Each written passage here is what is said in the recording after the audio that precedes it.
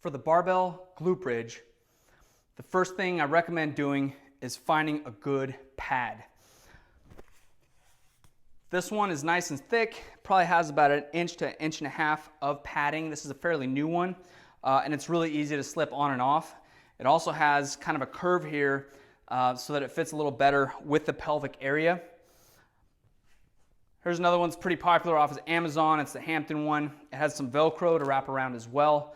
This one's been very useful. It's still going strong after a couple years. Just make sure you find something that's thick and it works, because it is going to be sitting right on top of those hip bones. You also want to make sure that if you have one with a gap like this one, that gap is facing up. If you're using one that has Velcro, make sure that Velcro is not facing down, because that barbell will slip right out of there and it'll put all that weight on your hips. And if you got 400, 500, 600 pounds in that bar, it's not going to feel too good. So first thing I'm going to do is set up that pad. I'm going to make sure that pad is nice and centered on that barbell. I'm going to face the gap up.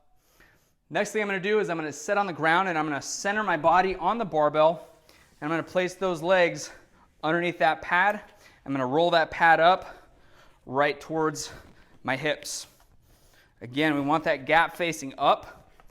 If you got some of them tree trunk legs, feel free to elevate the plates off the ground. You can use some barbell plates. You can use some cut up rubber mats just stacked, just to elevate the plates off the ground to give your legs some room to get underneath there. Okay, so once I've got this over my hips, I'm going to lay flat on my back.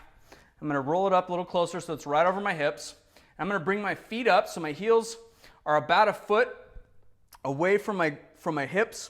You give yourself, the distance really doesn't matter. What does matter is you have a good leverage point that feels right for your body.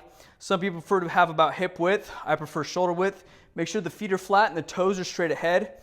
I'm going to press the palms of my hands into that barbell, pressing it into my hips and the tops of my legs to create that tension. I'm going to raise my hips just enough so that I take all the slack out of that barbell. Now everything is on tension. From here, as I keep my shoulders driving into the ground, I'm going to take in a deep belly breath. As I press the weight into my upper leg and into my hips, I'm going to drive my heels to the ground and I'm going to squeeze my glutes to raise my hips up without rounding the back. I'm going to return back to the ground. Again, keeping the tension on that barbell.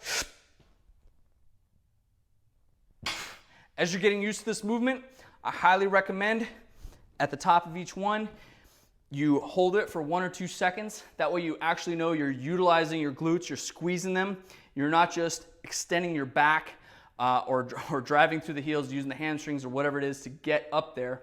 We really want to emphasize that power coming through the hips from the glutes. So once again, directly over the hips, heels back so these knees are about 90 degrees is a good starting point.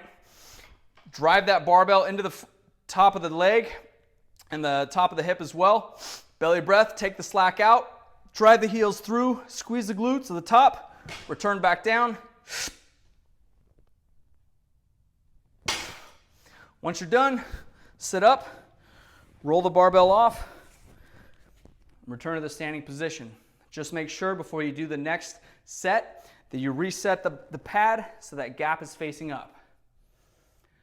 That's how you do the barbell glute bridge.